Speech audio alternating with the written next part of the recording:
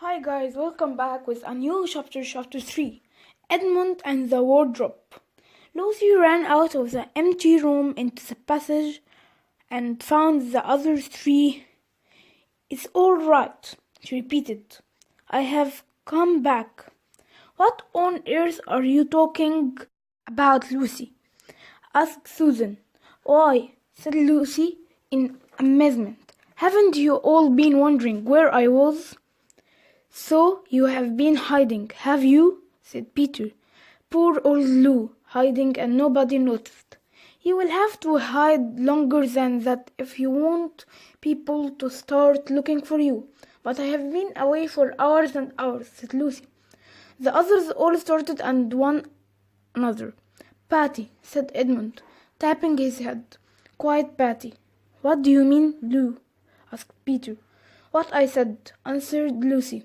It was just after breakfast when I went into the wardrobe, and I have been away for hours and hours, and had tea, and all sorts of things have happened.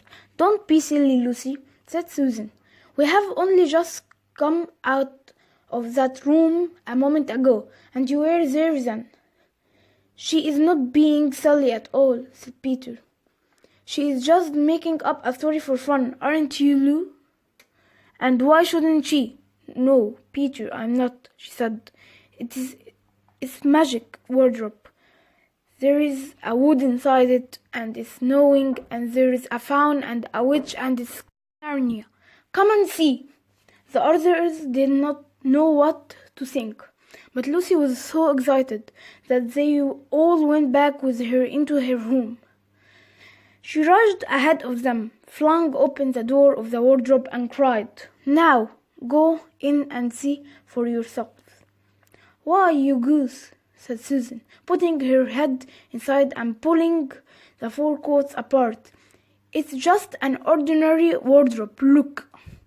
There is the back of it.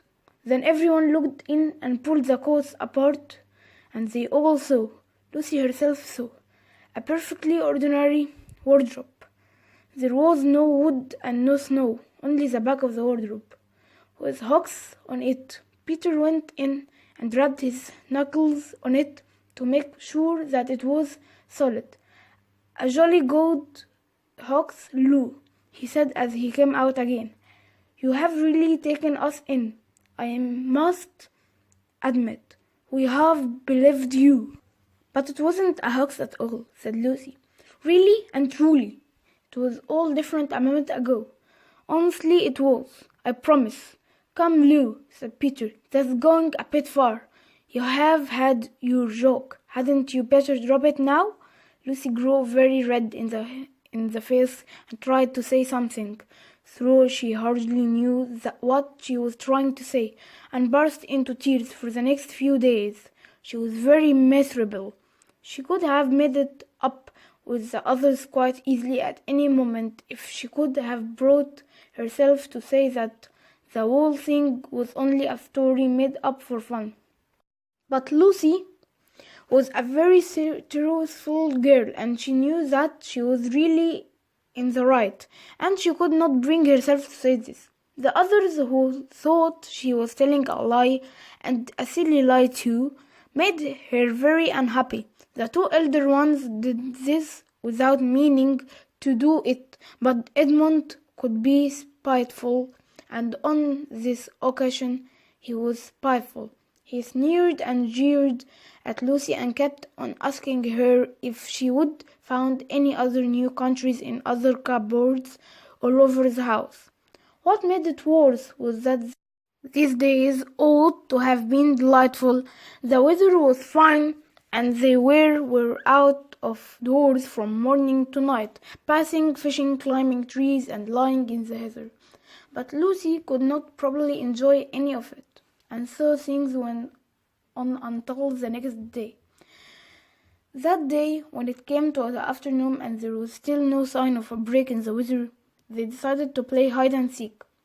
Susan was it, and as soon as the others scattered to hide, Lucy went to the room where the wardrobe was. She didn't mean to hide in the wardrobe, because she knew that would only set the others talking again about the world-rich business. But she did want to have one more look inside it, for by this time she was beginning to wonder herself whether Narnia and the Faun had not been a dream. The house was so large and complicated and full of hiding places that she thought she would have time to have one of look into the wardrobe and then hide somewhere else. But as soon as she reached it, she heard steps in the passage outside, and then there were nothing for it but to jump into the wardrobe and hold the door closed behind her. She did not shut it properly because she knew that it's very silly to shut oneself into a wardrobe, even if it's not magic one. Now the steps she had heard were those of Edmund, and he came into the room just in time to see Lucy vanishing into the wardrobe. He at once decided to get into itself, not because he thought it a particularly good place to hide, but because he wanted to go on teasing her about her imaginary country. He opened the door. There were the coats hanging up as usual, and a smell of mothballs, and darkness and silence, and no sign of Lucy. "She thinks I am Susan, come to catch her," said Edmund to himself, "and so she is keeping very quiet in at the back." He jumped in and shut the door, forgetting what a very foolish thing this do. Then he began feeling about for Lucy in the dark. He had expected to find her in a few seconds and was very surprised when he didn't. He decided to open the door again and let in some light, but he could not find the door either.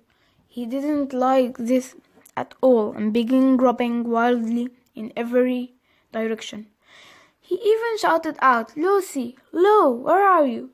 I know you are here." There was no answer, and Edmund noticed that his own voice had a curious sound. Not the sound you expect in a cupboard, but a kind of open-air sound.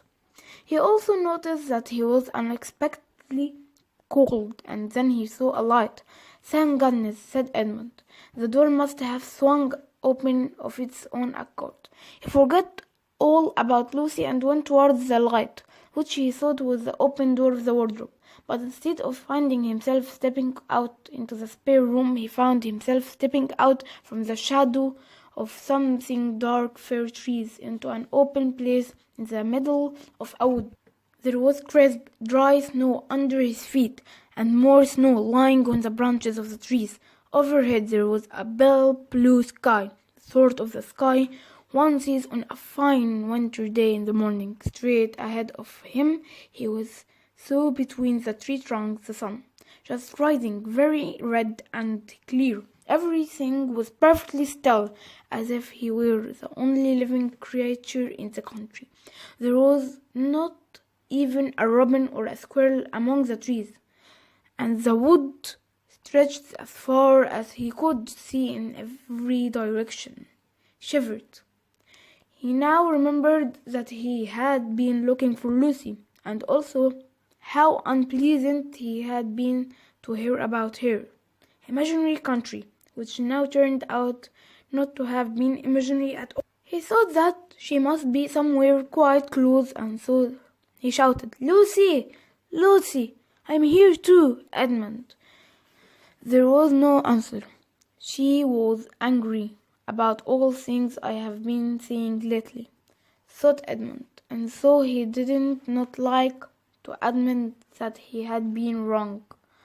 He also didn't much like being alone in his strange, cold, quiet place, so he shouted again, "I say, Lou, I'm sorry I didn't believe you. I see now you were right all along. Do come out. Make it pax." Still there was no answer. "Just like a girl," said Edmund to himself, "sulking somewhere and won't accept an apology." He looked around him again and decided he didn't much like this place, and had almost made up his mind to go home, when he heard very far off in the wood a sound of bells. He listened, and the sound came nearer and nearer, and at last there swept in sight and sledge drawn by the two reindeer. The reindeer were about the size of Shetland ponies, and their hair was so white that even the snow hardly looked white compared with them. Their branching horns were gilded and shone like something on fire when the sunrise caught them. Their harness was of scarlet leather and covered with bells.